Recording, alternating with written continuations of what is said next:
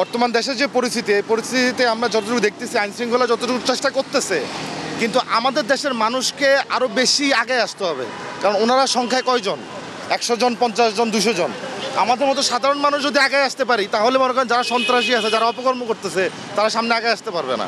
So এটা আমাদের মানুষের দায়িত্ব, আমাদের বাংলাদেশের নাগরিক হিসেবে আমাদের দায়িত্ব অন্যায়ের বিরুদ্ধে রুখে দাঁড়ানো। ঘরে বসে থাইকে শুধু ফেসবুকে পোস্ট দেবো, পুলিশদেরকে সাহায্য করবো না, আইনশৃঙ্খলা পরিস্থিতিকে সাহায্য করবো না, এটা হইতে পারে না।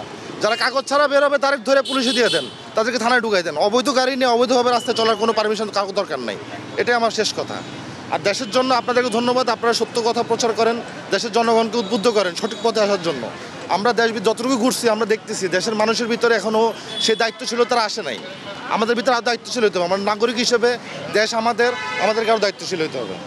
আজকে যেহেতু জানেন যে আওয়ামী লীগের লকডাউন দেয়, তো বাইরে বের হতে কোনো ধরনের ভয় ভীতি বা কোনো ধরনের শঙ্কা রয়েছে? এদেরকে ভয় পাওয়ার কি আছে? এদেরকে দেশের মানুষ 17 বছর ধরে গোলাম বানিয়ে রাখছিল দেশের মানুষকে। এখন তো আলহামদুলিল্লাহ তাও দেশের মানুষ কিছু বলতে পারতেছে। আমরা যদি সরকারের সমালোচনা করতে না পারি, তাহলে আমাদের দেশের নাগরিকের অধিকার কোথায়? আমাদের প্রত্যেক নাগরিকের উচিত সরকারের সমালোচনা করা। সে ভালো কাজ করবে, ভালো কথা বলবো, সে খারাপ কাজ করবে, তাই খারাপটা বলতে হবে। এখন আপনি যদি সমালোচনা নিতে না পারেন, আপনার মতো সরকার আমাদের দরকার নেই। সোজা বাংলা কথা। বাংলাদেশ সরকার আপনি যে চেয়ারে বসেন না কেন, যেই বসেন না কেন, দল মত নির্বিশেষে আমার দরকার নেই। আপনি দেশের জনগণকে গোলামি করার জন্য বসতেছেন, আপনি দেশের গোলাম। আপনি প্রত্যেকটা, আমার যেরকম মানুষ অধিকার আছে, একটা রিক্সাওয়ালার অধিকার আছে, সিএনজি ড্রাইভারের অধিকার আছে, গরিব খেটে খাওয়া মানুষের অধিকার আছে। তো আমাদের দেশের জনগণকে আপনারা বারবার গোলাম বানাবেন, আমরা এটা মানতে পারবো না। সো আওয়ামী লীগ গেছে, এদের কথা আর বলার দরকার নাই। এরা সাধারণ ওই ফেসবুকের ভিতরে পোস্ট দিয়া মানুষদেরকে ভয় দেখাইতেছে, তো এদেরকে লাঠি দিয়ে পিটায় সোজা করে ফেলবো, ইনশাল্লাহ সমস্যা নেই। কোনো ধরনের সমস্যা হচ্ছে না। আমরা যে স্বাভাবিক যে আমাদের জীবনযাপন সেরকমই আছে, আগের মতোই।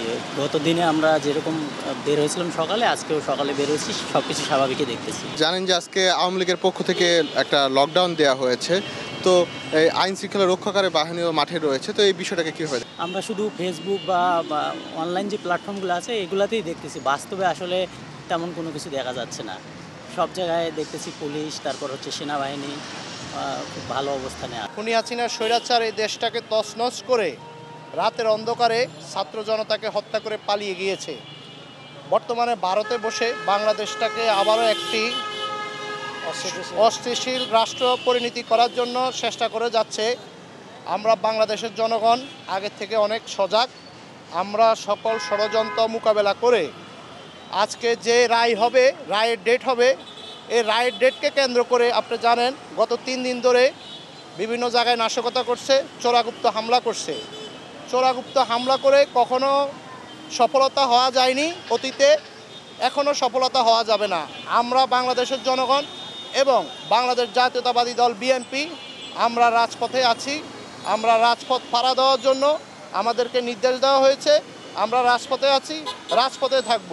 জুলাই আন্দোলনে যে গণহত্যা চালাইছে স্বৈরশাসক শেখ হাসিনা, সেই হত্যার রায় আজকে নির্ধারণ করা হয়েছে রায়।